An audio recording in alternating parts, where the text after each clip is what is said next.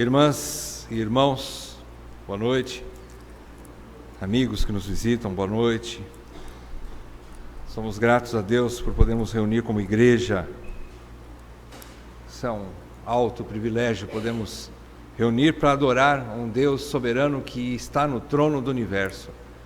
Nós não sabemos ainda o tamanho de tudo isso. Nós temos pouca noção disso.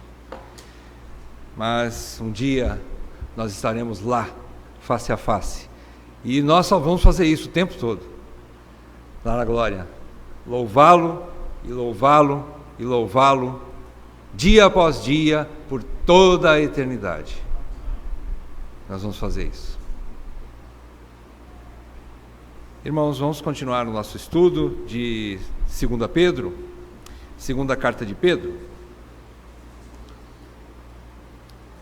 Mais um trecho aqui do capítulo 3, é a 8ª parte do estudo da exposição de Pedro, aliás, a exposição de 2 Pedro. Vamos ler capítulo 3, de 8 a 13, do versículo 8 até o versículo 13 do capítulo 3 de 2 Pedro. Vamos lá? Há todavia uma coisa, amados, que não deveis esquecer, que para o Senhor um dia é como 1000 anos, e 1000 anos como um dia. Não retarda o Senhor a sua promessa, como alguns a julgam demorada. Pelo contrário, Ele é longânimo para convosco, não querendo que nenhum pereça, senão que todos cheguem ao arrependimento. Virá, entretanto, como ladrão o dia do Senhor, no qual os céus passarão com estrepitoso estrondo, e os elementos se desfarão abrasados. Também a terra e as obras que nela existem serão atingidas. Visto que todas essas coisas hão de ser assim desfeitas, deveis ser tais como os que vivem em santo procedimento e piedade, esperando e apressando a vinda do dia de Deus, por causa do qual os céus incendiados serão desfeitos e os elementos abrasados se derreterão. Nós, porém, segundo a sua promessa, esperamos novos céus e nova terra, nos quais habita justiça. Essa é a palavra do Senhor. Vamos fazer uma oração? Ó Deus soberano, Deus que reina sobre todo o universo, nós estamos aqui, Senhor, felizes por fazermos parte do Teu povo. Mas também reconhecemos a nossa incapacidade de caminharmos sem a direção do Teu Espírito e a luz da Tua palavra. E é isso que rogamos a Ti nessa noite, que o Espírito Santo e a Tua palavra fale aos nossos corações, que o Espírito Santo seja o nosso mestre mais uma vez, e que nenhuma palavra de homem, mas toda a palavra de Deus seja absorvida pelos nossos corações, e que assim possamos estar sendo alimentados, supridos, consolados, e mais do que isso, direcionados nestes últimos dias. É o que eu peço para todos nós, e para a glória do Teu nome, e em nome de Jesus. Amém, Pai. Amém. Irmãos, então, essa é a 8ª parte do estudo dessa exposição de 2 Pedro, e nós poderíamos chamar esse trecho que nós estudamos como título, eu acredito que a gente poderia usar o título Uma Análise Individual. É isso que eu queria trabalhar com todos nós nessa noite. Uma análise individual. 2 pontos. O que você está fazendo com o tempo que lhe resta? É uma pergunta que eu gostaria que cada um de nós analisássemos individualmente, pessoalmente, independente da pessoa que está do teu lado, independente da pessoa que você é mais íntima e até de certo modo dependente. Eu gostaria que cada um de nós pudéssemos analisar o que nós vamos estudar nessa noite de forma pessoal, individual. Vamos tentar fazer isso. Bom, O que a gente tem de recapitulação breve sobre o que nós já vimos a respeito desse capítulo 3? Pedro já nos falou que nos últimos dias seria algo normal o aparecimento de falsos mestres, que ele chama também nesse capítulo 3 de escarnecedores. Obrigado, irmão. Escarnecedores. Esses escarnecedores não são algo que deveria ser visto como estranho dentro da igreja do Senhor, porque há uma promessa do Senhor que seria dessa forma, que o aparecimento desses escarnecedores nada mais é do que indícios do dia do fim, ou do fim dos tempos. Pedro então alertou sobre isso, que essa presença seria normal, indesejada, ruim, porém normal, algo normal para a igreja. Pedro também alertou as igrejas a quem ele escreve essa carta, para não deixar-se enganar pela mentira desses falsos mestres, e é por isso que ele escreve a carta. Ele alerta a igreja, dizendo que seria uma promessa até do Senhor, que antes do último dia, esses falsos mestres apareceriam, mas cabe à igreja se posicionar contra eles, se posicionar firmemente para não se deixar levar pelas suas falsas doutrinas, pelos seus falsos ensinos e pelo seu falso comportamento, expressando uma falsa liberdade, uma libertinagem, uma caminhada no mundo que poderia acender nos olhos de crentes, até crentes legítimos, o desejo de continuar desfrutando de coisas mundanas, pecaminosas, porque a vida cristã se abstém dessas coisas. Ela não se envolve com a promiscuidade, com o mundanismo, com o liberalismo e tudo isso.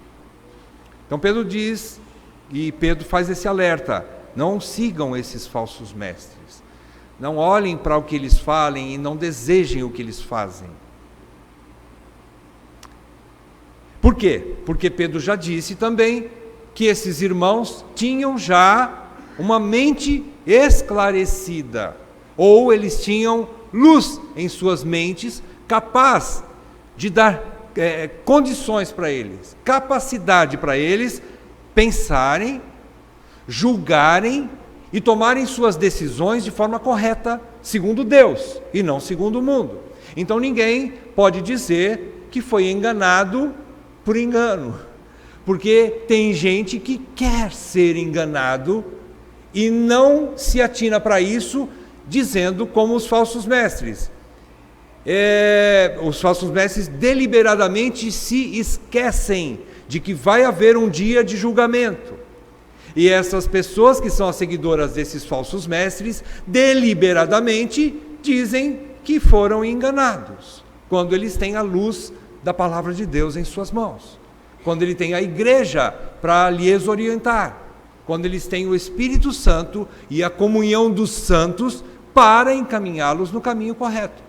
Então ninguém pode dizer: eu fui enganado, não sou culpado disso. E Deus vai dizer: não há nenhum que seja indesculpável. Não há. Então Pedro está alertando isso. Agora Pedro vai dizer, ou vai dar primeiramente uma explicação e depois uma aplicação para os irmãos a respeito desse tempo que nós vemos como uma aparente demora do cumprimento da promessa. Qual era a promessa? A volta de Cristo. Aparentemente há uma demora, e é isso que a gente vai tentar entender nessa noite. Por que eu digo tentar entender? Porque é um trecho difícil das Escrituras, é um trecho que vai tratar de escatologia.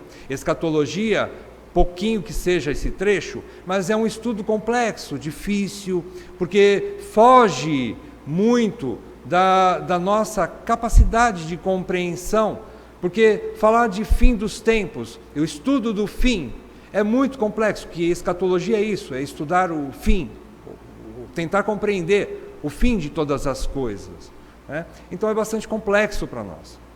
Mas vamos ver o que Pedro nos ensina. E nós precisamos entrar num descanso que nós não vamos não precisamos ser grandes estudiosos de escatologia, porque tudo o que os profetas e principalmente os apóstolos do Novo Testamento e os seus presbíteros que escreveram as cartas do Novo Testamento, o único objetivo deles não era que nos tornar pessoas que têm certeza absoluta do dia que vai acontecer todas essas coisas, mas não era esse o objetivo deles, mas era para que nós estivéssemos preparados como uma noiva que vai receber o noivo a qualquer momento. O objetivo é esse, é preparar a igreja e não fazer com que a igreja saiba exatamente o dia e a hora e o minuto certo da vinda de Cristo, porque ninguém saberá, mas é se preparar para isso. E Pedro trabalha aqui, e é gostoso ver Pedro, isso nos ensina, principalmente para os líderes de igreja, que ele trabalha de uma forma pastoral, amável. Você percebe no começo do capítulo 3, sem falar dos outros capítulos, Pedro pastoralmente, amavelmente, de maneira dócil e doce, ele começa a falar com os irmãos, e no versículo 1 do capítulo 3, ele trata de amados. Primeira palavra, ele fala amados. Esse trecho que nós vamos começar nessa noite, versículo 8, ele diz: todavia uma coisa, amados. O trecho que nós estudaremos na semana que vem, se Deus assim permitir, versículo 14, ele começa a dizer: por essa razão, pois, amados. E ele encerra esse trecho no versículo 17, dizendo: vós, pois, amados. O que isso significa? Significa muita coisa.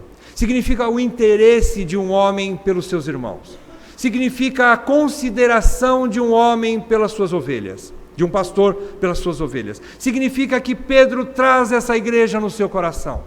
Significa que Pedro faz de tudo para mantê-las seguras, as ovelhas dentro do aprisco, as ovelhas bem orientadas, bem alimentadas. É um coração gigante, onde cabem inúmeros irmãos, e ele se preocupa com todos eles e com cada um. Então ele escreve com toda a autoridade, com todo o amor e com toda a expectativa de que eles obedeçam às suas palavras, porque são palavras baseadas em profecias. Então esse é o interesse de Pedro. Aí nós vemos o grande amor de Pedro.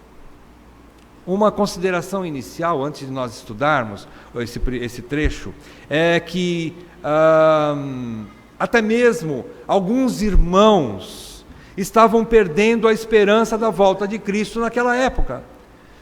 Fazia pouco tempo, na verdade, que Cristo havia sido elevado aos céus, que havia subido para casa, que havia sido elevado. Talvez em torno de 40 a 50 anos, dizem os estudiosos, quando Pedro escreveu essa carta. Mas mesmo assim já era um tempo suficiente para que alguns ficassem preocupados e desanimados. Esses que Pedro diz no versículo 9, que nós lemos agora há pouco, que diz: não retarda o Senhor a sua promessa, como alguns a julgam demorada. Esses alguns não eram somente os falsos mestres que usavam essa demora, entre aspas, porque não era uma demora, e nós vamos ver nessa noite, mas esses falsos mestres usavam isso para trazer mais esfriamento ou engano para a igreja. Eles usavam isso contra o evangelho, contra a igreja, para tentar destruir a igreja. Mas outros, dentre esses alguns, eram cristãos legítimos. Por quê? Porque toda demora produz um certo desânimo. Se você abrir comigo, Provérbios capítulo 13, versículo 12, nós vamos ver ali que o escritor de Provérbios, Salomão, ele explica isso. Ele diz que é uma realidade. Ele diz no versículo 13 capítulo 13 de Provérbios, versículo 12, Salomão diz que a esperança que se adia faz adoecer o coração, mas o desejo cumprido é árvore da vida, é árvore de vida. Então, da mesma forma, Pedro quer consolar os seus irmãos e entende que existe um certo desânimo por causa da demora, Porque nós somos limitados. Porque nós vamos entender que para Deus não há demora nenhuma. Então vamos entrar no texto. Nós vamos dividir em dois trechos, esse trecho maior que nós lemos, em duas partes. A primeira parte, do versículo 8 ao versículo 10, nós vamos estudar e denominar essa parte de o propósito da demora desse tempo de Deus, ou da demora de Deus. Há um propósito nessa demora. Deus é sábio e há um propósito nessa demora. Então, de 8 a 10, nós vamos ver esse propósito da demora do tempo de Deus. A segunda parte, do versículo 11 ao versículo 13, nós vamos ver a aplicação desse tempo aos crentes. Como que nós podemos usar esse tempo dessa aparente, suposta demora de Deus, da vinda de Cristo? Como que isso pode ser útil para a igreja? Vamos ver o que é que Pedro nos ensina. Então, vamos à primeira parte, o propósito da demora do tempo de Deus. Versículo 8. No versículo 8 a gente vai ver, como um subtítulo, a gente pode entender o seguinte: esse versículo nos fala que Deus está soberanamente acima do tempo. O versículo 8 mostra algo que nós vamos estudar, e não vamos compreender plenamente. Ele diz simplesmente: há todavia uma coisa, amados, que não deveis esquecer. Talvez Pedro está dizendo assim: eu não quero que vocês esqueçam, embora vocês não compreendam. O que é que Pedro diz? 2 pontos. Que para o Senhor, um dia é como 1000 anos, e 1000 anos como um dia. Simples assim. Pedro diz: Deus não está sujeito ao tempo. Deus é Deus de eternidade a eternidade, como diz o Salmo 90, de onde esse trecho é tirado. É o versículo 4 do Salmo 90, Salmo de Moisés.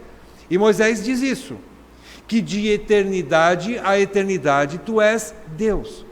De que ele não tem início e nem fim. Ele não tem início de dias e nem fim de dias. Deus é soberano sobre o tempo, ele não está preso e limitado ao tempo como nós.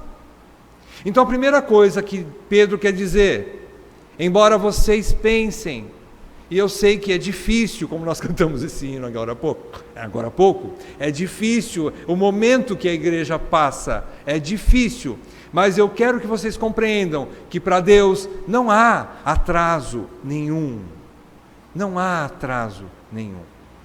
Se nós olharmos pelo prisma de Deus, embora não compreendamos, para Deus não há atraso nenhum.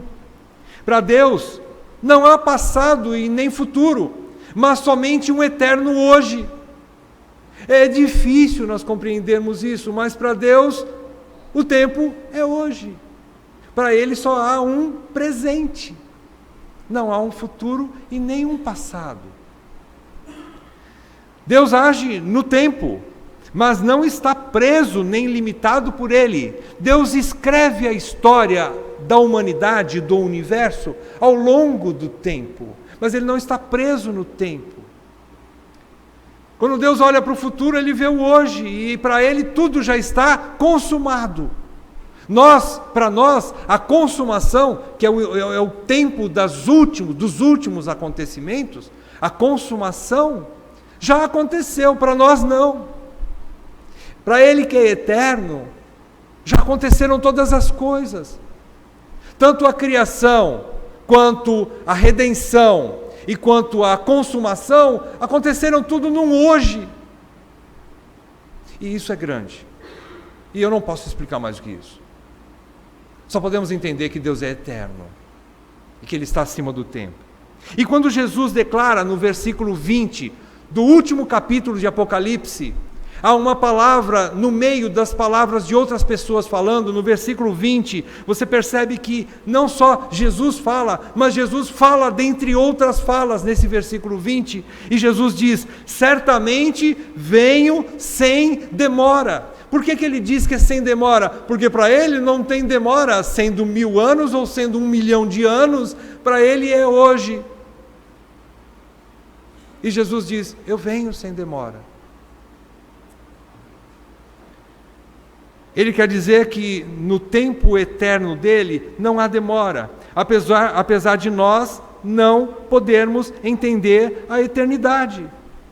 Agora, não é porque nós não podemos entender a eternidade que nós não fomos criados para a eternidade. Porque quando Deus criou o homem, e Deus criou o homem e o colocou no jardim, Adão e Eva, quando Ele os fez, Ele os criou para a eternidade.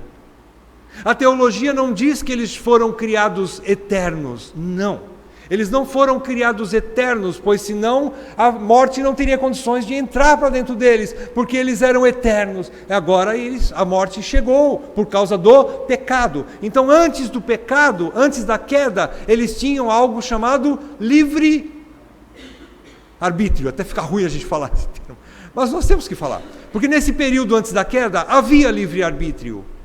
Então o homem e a mulher estavam sujeitos a apanhar a comida de uma árvore. Qual era a árvore que estava no jardim? A árvore da vida.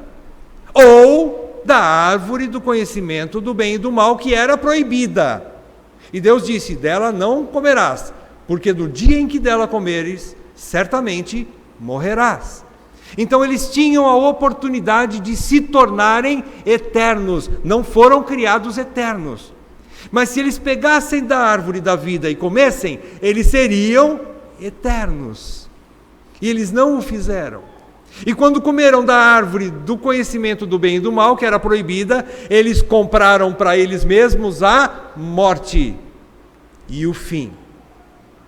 Mas ainda assim, há dentro da humanidade, por causa da raça adâmica que nós somos, algo que anseia por algo eterno.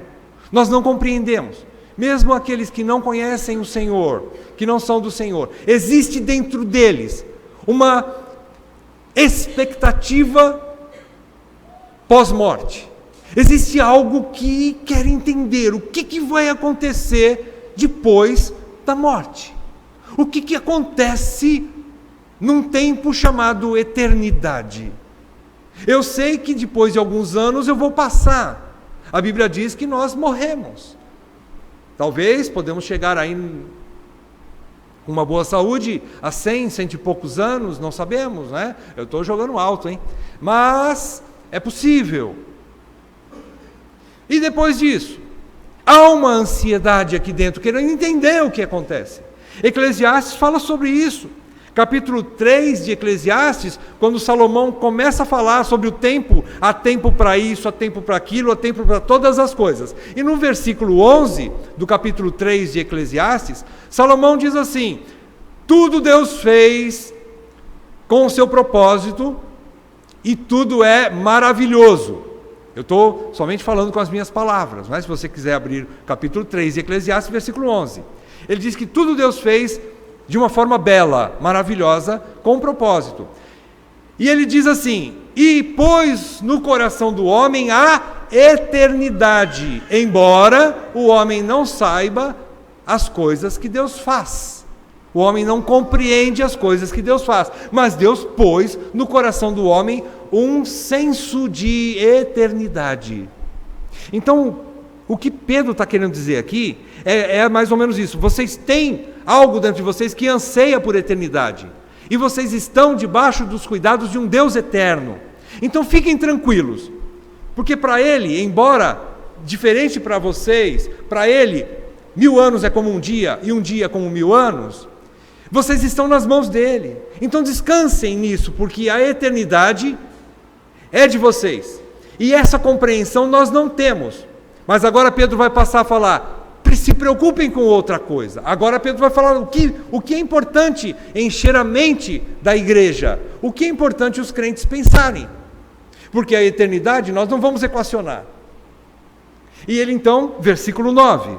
O que é que Pedro fala agora a partir do versículo 9? Que Deus está agindo soberanamente no tempo. Embora ele não esteja dependente do tempo, preso no tempo, mas no versículo 9, Pedro diz que Deus age no tempo.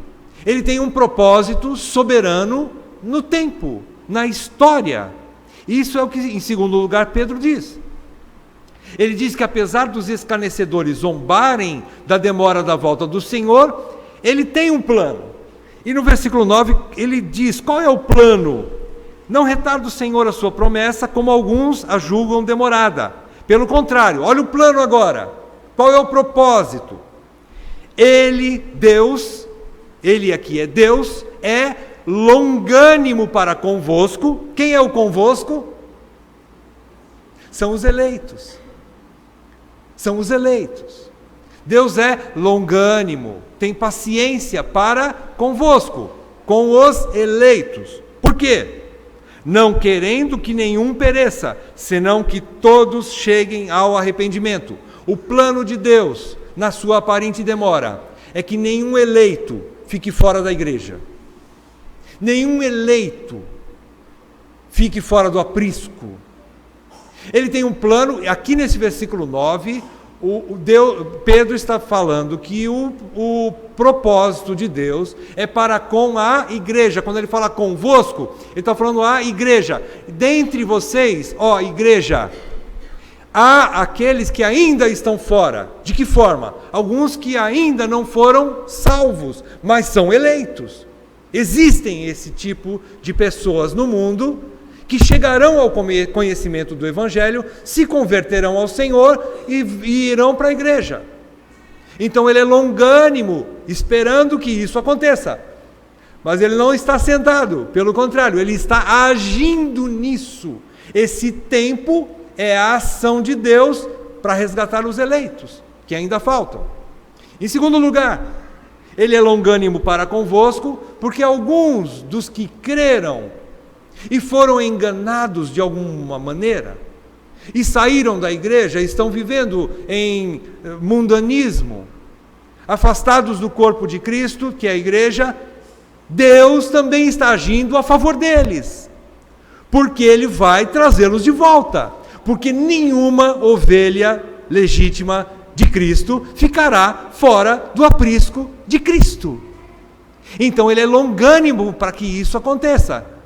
Não é que ele está sentado esperando, não, ele está agindo nesse tempo. Então quando a gente enxerga desse prisma, a gente diz assim: então tá, Senhor, então é bom que a gente aguarde, porque se o Senhor está trabalhando na vida de alguns que conheceram o Evangelho e se afastaram, para que eles voltem, então amém, Senhor, que seja assim. E se existem ainda outros que ainda não foram salvos, mas serão, ok, Senhor, então aguardemos. Vamos esperar. Então é isso que ele diz aqui no versículo 9. Esse tempo longo produz duas coisas também que nós precisamos entender, meus irmãos. Esse tempo longo de demora, de aparente demora, também trabalha. Eu gostaria de usar nessa afirmação uma frase muito conhecida nossa, que nós, vira e mexe, a gente comenta sobre essa frase, que Deus opera em de duas maneiras. Essa frase resume tudo. Ouçam: o mesmo sol que derrete a cera também endurece o barro. O que é que significa isso? Significa que nesse tempo de aparente demora de Deus, Deus está endurecendo os corações de alguns que estão dentro da igreja, mas que não são da igreja, e Ele vai limpá-la, Ele vai endurecê-la por causa desse tempo, como o sol e o seu calor seca o barro, e esse coração que não é dele, que está envolvido no meio do povo de Deus, como o joio no meio do trigo, e isso é bíblico, e Ele vai tirar, Ele vai limpar a sua igreja daqueles que não são. Porém, nesse tempo, esse mesmo sol vai derreter os corações que são dele, e eles vão se converter e voltar para Deus, ou virão para Deus, e se engajarão na igreja, e se converterão ao Senhor, porque serão derretidos em seus corações. É mais ou menos isso que Deus está fazendo. Então esse tempo de Deus tem esse propósito. Em terceiro lugar, versículo 10. O versículo 10 diz que Deus está agindo soberanamente para a consumação de todas as coisas. Deus está agindo. E ele diz, Pedro diz no versículo 10, ele afirma categoricamente, ele não titubeia. Pedro diz com convicção, virá. Presta atenção, na primeira palavra do versículo 10, virá. Ele não está dizendo uma possibilidade, mas ele está declarando um fato. Vai acontecer. Jesus virá. Mas de que forma? Será num dia que não é óbvio. É um dia, digamos, esperado, mas inesperado. É um dia que não vai avisar com antecedência, porque ele compara com a vinda de um ladrão. O ladrão, Jesus diz no capítulo 25, as mesmas palavras, semelhante a Pedro, Jesus havia dito, capítulo 24 de Mateus, versículos 42 e 43, Pedro tira provavelmente de lá, e ele diz que virá como ladrão o dia do Senhor, baseado nessa promessa de Jesus. Pedro estava lá no Sermão do Monte, quando Jesus pregou, lá no último sermão de Jesus, e no capítulo 24 de Mateus, 42 e 43, Pedro ouviu isso da boca do Senhor. O dia de Cristo, o dia da vinda, será como o dia do ladrão que virá de noite. Parece que lá ainda Jesus deu uma dica, né? De noite. Mas nós não sabemos. Na verdade, será como ladrão. Ele não avisará. O que quer dizer isso? Isso quer dizer que a igreja precisa estar preparada todo dia. A igreja precisa estar preparada todo santo dia, como se o noivo fosse chegar daqui a alguns instantes. Daqui a pouco. É isso que Jesus deixa claro. Por isso que não tem o dia marcado e certo. Não é óbvio. Mas nessa santa expectativa a igreja se prepara. Cai um temor na vida da igreja e a igreja se prepara. E a partir do versículo 11 nós vamos ver como é que a gente se prepara. Mas é isso que Pedro está querendo dizer agora, fechando o primeiro bloco, que Deus está agindo soberanamente para a consumação de todas as coisas.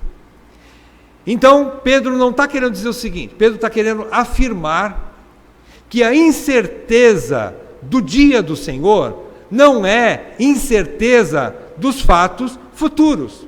Embora nós não saibamos o dia certo, não quer dizer que isso não vai acontecer. Irmãos, a vinda do Senhor é mais certa que a tua morte. Vocês já ouviram um ditado? Minha mãe falava muito um ditado assim, né? Não tem nada mais certo do que a morte para quem está vivo. É mais ou menos essas palavras que ela falava para a gente. Se tem uma coisa que a gente tem que ter certeza, é da morte. Hoje eu já não posso dizer mais isso.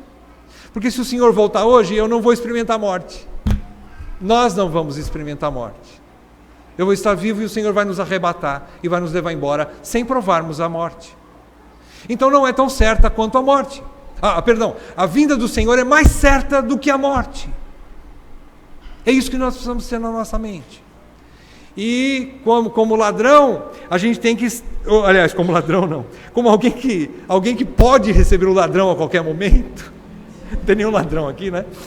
Mas como alguém que teme a chegada do ladrão, o que a gente faz? A gente se prepara, fecha a porta, a gente põe tranca na porta, na janela, a gente liga o alarme da casa, quem tem, né? A cerca elétrica e tudo mais. Solta o cachorro de noite, e enfim. A gente toma algumas precauções. E assim, Pedro está querendo dizer isso. Igreja, esteja vigilante, esteja precavida, prepare-se, porque você não sabe nem o dia e nem a hora. Esse é o objetivo de Pedro aqui. Como as virgens, lembra da parábola das virgens? Das 10 virgens, 5 nécias e 5 sábias, prudentes. As prudentes guardavam azeite o tempo todo. Mas para quê? Você não sabe o dia certo? Não importa, eu estou preparada. As nécias pensavam assim, mas para quê? Você não sabe o dia? Pode ser que demore 1 ano. Então eu não vou me preocupar com isso. O que aconteceu? De repente chegou o noivo. E elas foram pegas de surpresa. Quando elas correram para preparar as coisas, não conseguiram entrar nas bodas. no casamento. E quando elas bateram na porta, ainda assim o Senhor foi atender e disse: eu não vos conheço. Eu não vos conheço. E elas ficaram de fora. É isso que Pedro está querendo dizer. Então ele está querendo alertar a igreja: prepare-se hoje, a partir de agora. Segunda parte, então. A segunda parte é a aplicação desse tempo aos crentes. O que a gente pode aplicar? Já tivemos algumas aplicações, não é mesmo? Já vimos algumas coisas importantes aqui para nós. Mais um pouco, Pedro vai dar alguns detalhes, a partir do versículo 11. E eu quero reforçar aquilo que eu falei no início, que nós devemos olhar para todo esse estudo, para a nossa vida pessoal, individual. Nós precisamos olhar para cada um de nós. A melhor maneira de nós resolvermos essa questão é olharmos para cada um de nós.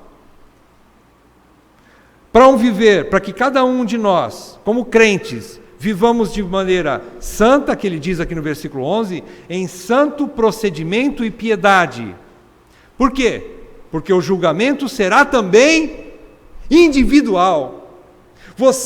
Se você não se preparar para a volta do Senhor, e por algum motivo você for uma virgem nécia, isso não vai recair sobre a cabeça de toda essa igreja que está aqui.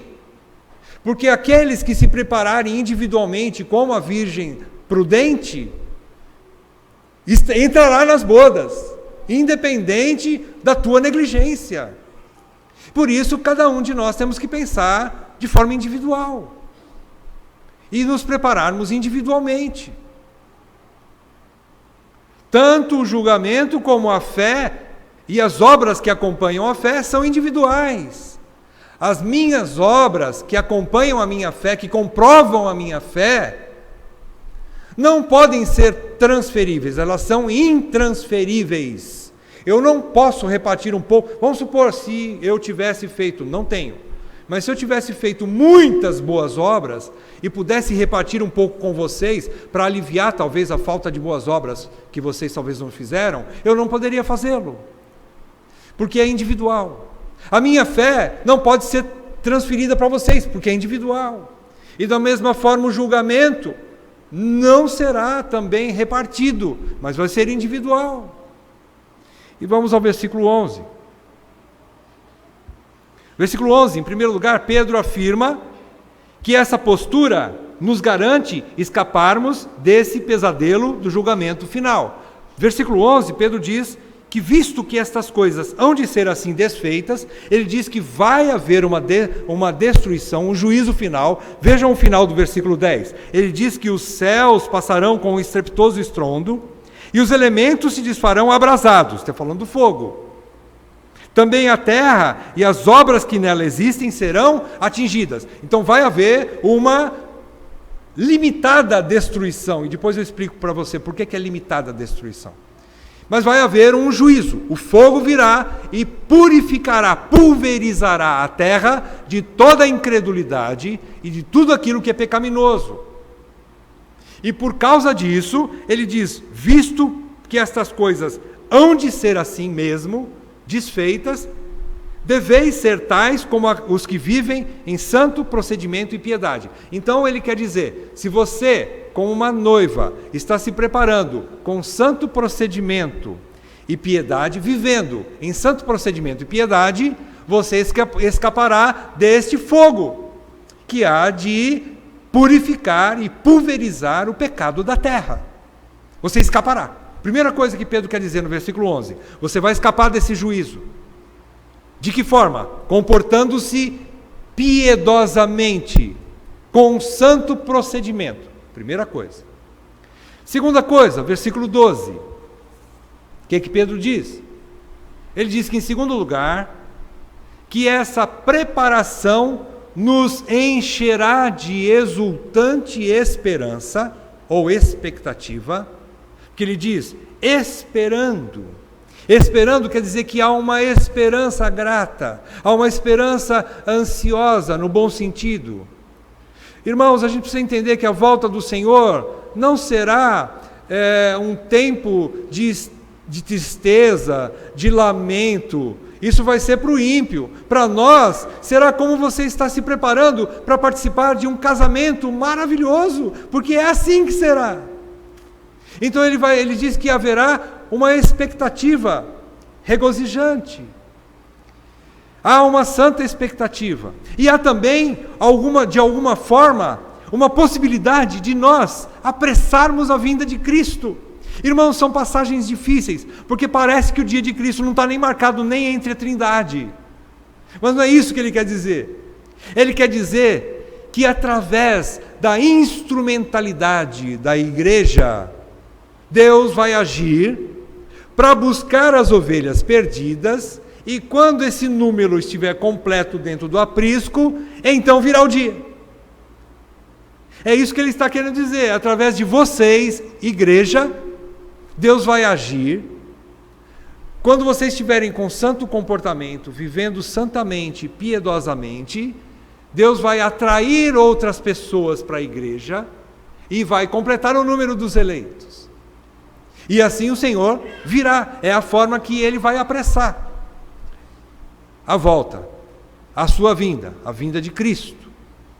Então essa esperança, ela muda a nossa conduta. Quando você tem essa esperança da volta do Senhor, e a palavra de Deus orienta que nós temos um comportamento a ser obedecido, a gente obedece, a gente se comporta, a gente abre mão de coisas que são pecaminosas, mundanas, e a gente passa a viver com santo procedimento e piedosamente. É isso que a igreja faz, os verdadeiros eleitos. Então, nesse versículo 12, Pedro quer dizer isso. Há uma espera, uma expectativa gostosa, e há uma maneira soberana que Deus faz, através da igreja, de podermos apressar a vinda dele, e isso também é grande para nós, né? Está difícil de explicar, mas é assim que ele age. Através da minha vida, da tua vida, como eleitos de Deus, ele vai apressar a sua vinda. E não é que o dia não está marcado, mas é que ele vai nos usar para completar o tempo e os eleitos dentro do seu corpo. E assim ele virá. É isso que ele quer dizer aqui. E nessa esperança, muda a nossa conduta e nós mantemos nossas lâmpadas cheias de azeite. Uma palavra como essa faz com que nós comecemos a vigiar. Por isso que Pedro diz, eu quero que vocês não esqueçam disso. Eu quero fazê-los lembrados disso. A sua mente já está esclarecida a respeito disso, mas, vez por outra, eu preciso lembrar vocês. Eu preciso falar disso para vocês. Em último lugar, versículo 13, Pedro diz que nós passamos a crer e esperar a concretização de uma promessa de um novo mundo justo. Ele diz no versículo 13, nós, porém, segundo a promessa, esperamos novos céus e nova terra, nos quais habita justiça. Veja bem, quando ele diz nós esperamos a promessa, o que para os ímpios será terrível destruição, para os remidos será um dia de restauração, de renovo. Nós vamos experimentar talvez algo semelhante do que Adão e Eva experimentaram dentro do jardim perfeito de Deus. E isso não tem muito o que explicar também. Mas ele diz que vai haver um mundo, vai haver novos céus e nova terra, nos quais habita justiça. O que você tem sofrido nesse mundo, por causa de coisas injustas que você passa, e eu também passo, por causa de muitos falatórios injustos que falam contra você e falam contra os eleitos, lá não vai ter mais isso. Na glória nós não vamos mais passar por isso. Doenças, não vai haver mais isso. Traições, não vai ter mais isso. Muitas outras coisas que você sofre hoje aqui, lá na glória não terá. Então Pedro diz que há uma esperança. Em último lugar, então, fechando esse trecho, nós nos preparamos por causa disso. Nós temos essa santa expectativa também, de um mundo. E aí sim você pode dizer, um mundo melhor. A igreja não está aqui para fazer esse mundo melhor. A igreja está aqui para resgatar os eleitos, colocar dentro da arca e partir desse mundo. Nós não estamos aqui para fazer com que ecologicamente nós possamos preservar a natureza. Embora nós não vamos destruir também a natureza. Nós não estamos aqui para destruir a natureza. E nem tampouco para preservá-la para a eternidade, porque ela não vai. E agora sim eu quero explicar para vocês que da mesma forma que o dilúvio aniquilou a terra, mas ele aniquilou a terra de uma certa maneira, não é? Ele não destruiu totalmente a terra, não é verdade? O que é que o dilúvio destruiu? Destruiu a raça humana corrupta. Da mesma forma, o fogo vai, embora diga que vai derreter os elementos, mas ele quer dizer que, através do fogo, vai ser consumida toda a impiedade e corrupção desse mundo, e de alguma forma também, por isso que esse trecho eu falo de novo, é difícil, mas vamos tentar entender alguma coisa dele. Através do fogo, Deus há de trazer purificação, Ele vai queimar as obras dos ímpios. Tudo que os ímpios conquistaram nesse mundo, riquezas, bens, mulheres, prazeres e tudo mais, vai ser queimado. E eles sofrerão um outro castigo, que é no lago de fogo e enxofre. Mas o fogo virá e a terra. Eu estou simplesmente repassando o que os estudiosos falam a respeito. A grande maioria detém a ideia de que o fogo vai aniquilar toda a raça humana ímpia. Mas da mesma terra ela será renovada. E vai haver novos céus e nova terra, com base no primeiro céus e primeira terra. Vai haver uma purificação através do fogo, porém eles vão ser restaurados. Abra comigo Romanos 8. Romanos 8, versículos 20 a 22. Romanos 8, versículos 20 a 22, diz assim: pois a criação está sujeita à vaidade, não voluntariamente, mas por causa daquele que a sujeitou. Paulo está dizendo o seguinte, que a natureza criada está sofrendo, porque ela não quis, ela não foi voluntária no pecado de Adão. Quem é que a sujeitou? No final do versículo 20, Adão, o homem, dominou a terra, não é isso que diz no início de Gênesis? O homem dominou a terra, por causa do pecado do homem, toda a criação que estava sujeita a ele, sofreu, e sofre até hoje. No versículo 21 diz que na esperança de que a própria criação será redimida do cativeiro da corrupção para a liberdade da glória dos filhos de Deus. Paulo quer dizer o seguinte: quando tudo se consumar e os filhos de Deus forem transformados do corpo corruptível para o incorruptível, aí então a natureza será livre do pecado e da corrupção. E ela, versículo 22 agora, porque sabemos que toda a criação a um só tempo geme. Ela geme, a natureza está gemendo. Nós não ouvimos, mas ela geme e suporta angústias até agora, por causa do pecado. Porque nós a destruímos e ela sofre. Então ela vai ser também restaurada. De que forma? Não sei. Mas Deus vai restaurar através do fogo. Como naquela época de Noé foi através da água, agora vai ser através do fogo. Mas não sem antes essa purificação pelo fogo. Então é isso que Pedro está querendo dizer. Encerrando, meus irmãos, vamos fazer algumas aplicações gerais aqui para a gente, desse texto. Em primeiro lugar, relembrando, a igreja não foi chamada para viver especulando sobre tempos ou épocas que o Pai reservou sob sua exclusiva autoridade. O que é que significa isso? Bom, em primeiro lugar, eu estou mencionando Atos, capítulo 1, versículos 6 a 8, que Jesus disse aos seus discípulos, que os discípulos chegaram para Jesus ressurreto, e chegaram para ele e perguntaram: Senhor, quando será restaurado? Em que tempo será restaurado todas as coisas para Israel? E Jesus diz: não compete isso a vocês.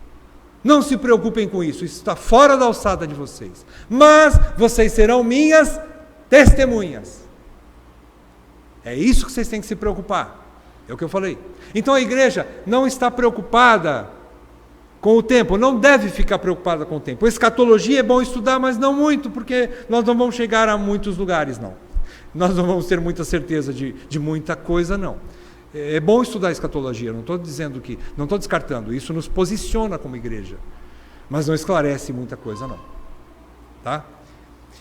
Então, não somos, essa frase do Dr. Hernandes, ele diz assim, não somos a comissão de planejamento da volta de Cristo. Você não tem o direito, eu não tenho o direito de planejar a volta de Cristo. A igreja não foi chamada para planejar a volta de Cristo e dizer assim, somar com a Trindade e dizer assim, ó Deus, já que vocês estão meio confusos aí, não sabem bem o dia, eu vou meter minha colher no meio e vou dar meu palpite. O que o senhor acha aí no final do ano 2020, hein? A minha sugestão, Senhor. Não, a igreja não tem esse direito. Nós não somos a comissão de planejamento. Nós somos o comitê de recepção. Nós temos que nos preparar para recebê-lo. É isso que a igreja precisa se preocupar. Nós não saberemos o dia certo.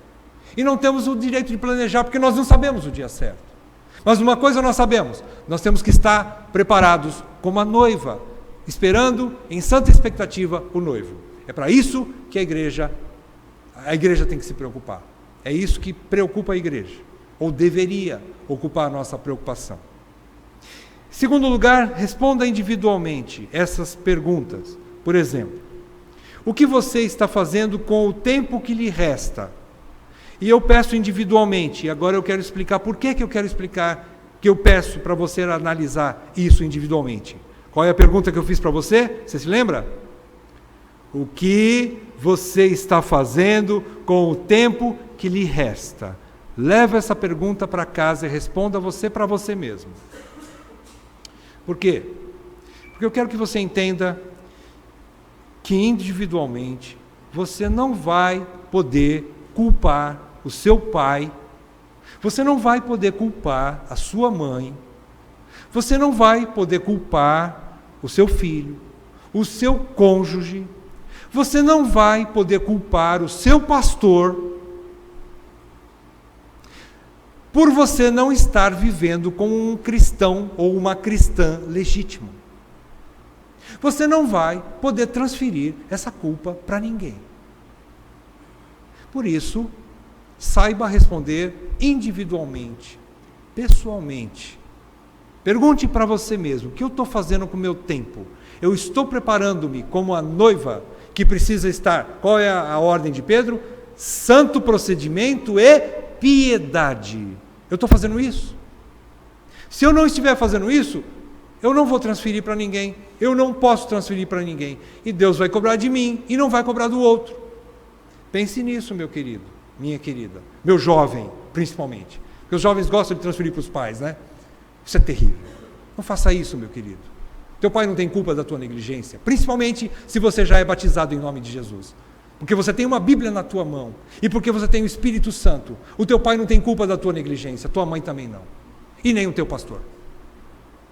Em terceiro lugar, como podemos apressar a vinda de Cristo? Eu vou fazer uma lembrança rápida. Em primeiro lugar, como nós podemos apressar? Primeiramente, Pedro responde no versículo 11 que nós acabamos de estudar. Vivendo num testemunho pessoal ou numa vida piedosa e procedimento santo. Primeira coisa que eu posso auxiliar o Senhor, que eu posso apressar a vinda do Senhor. Com a minha vida, com a minha ética, tendo um testemunho de vida, uma vida santa, porque essa vida vai contagiar outras pessoas que talvez sejam esses eleitos que Deus está trazendo para dentro do rebanho, pelo meu comportamento santo e cristão. Segundo lugar, como é que eu posso apressar a vinda do Senhor? Com nossa ou a minha pregação do Evangelho e participação em missões dentro do chamado pessoal. Dentro do chamado pessoal de cada um. Mateus capítulo 24, versículo 14, diz, Jesus afirma, que quando o Evangelho for pregado a todas as nações, então virá o fim. Nós esquecemos, principalmente nesses últimos tempos, que evangelizar ou missões, não é só aqueles que pregam no meio do mato para uma tribo indígena. Não é só para aqueles que vão lá no Afeganistão pregar, ou na Coreia do Norte.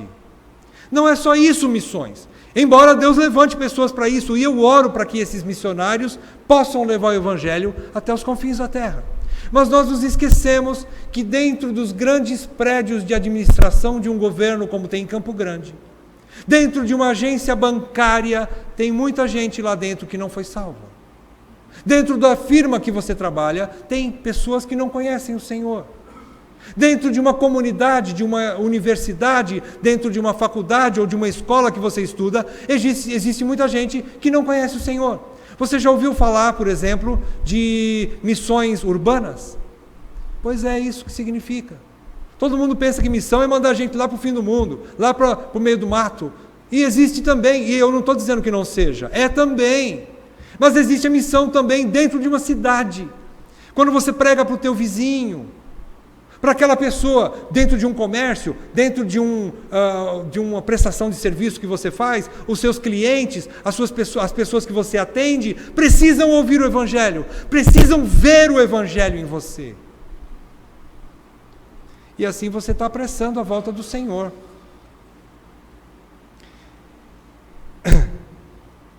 Em último lugar, nós apressamos a volta do Senhor aprendendo a desejar e pedir em oração a volta de Cristo. Eu sei que isso não é uma prática constante, não é isso? Eu sei disso, para mim também não é.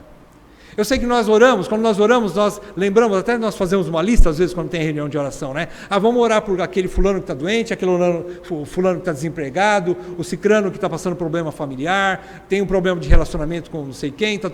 É verdade, temos que fazer isso sim. Temos que orar uns pelos outros. Mas isso só está resolvendo o nosso problema aqui e agora.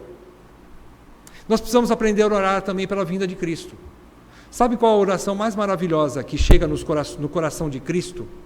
É quando a noiva diz assim: Maranata, vem, Senhor Jesus. Essa é a oração mais linda que a noiva pode fazer, que toca profundamente no coração do noivo. É quando ela diz assim: eu estou ansiosa para te abraçar. Vem logo, meu amado. Qual é a expressão da noiva em Cantares de Salomão, no finzinho de Cantares, não é a mesma expressão? É a expressão que está lá no fim de Apocalipse também, né? O Espírito e a noiva dizem, vem. E João termina e diz, vem, Senhor Jesus. Então é isso, meus irmãos. Nós precisamos aprender a orar também a respeito disso. É difícil, eu sei, talvez nossos projetos ainda nos roubem essa expectativa, mas a gente precisa passar por cima dos nossos projetos e entender, se o nosso projeto der certo, ótimo, mas se o Senhor voltar antes, melhor ainda, infinitamente melhor, infinitamente melhor. Vamos fazer uma oração, irmãos? Ó Deus, que essa palavra possa tocar em nosso coração profundamente, e nos alinharmos, nos realinharmos contigo, Senhor. Senhor, que a tua igreja esteja se preparando, Senhor. E que essa palavra nos motive a nós continuarmos firmes no Senhor, continuarmos pregando o Evangelho, manifestando a luz e o sal nesse mundo, falando de Cristo para as pessoas que estão em contato conosco, para que assim nós possamos apressar a tua vinda. E eu te peço, além de tudo isso, que o Senhor nos ensine a clamarmos, Maranata, vem, Senhor Jesus. Coloca isso no coração da igreja, Senhor. Começando na minha vida e em cada um dos meus irmãos. Eu te peço isso, em nome de Jesus. Amém, Pai. Amém.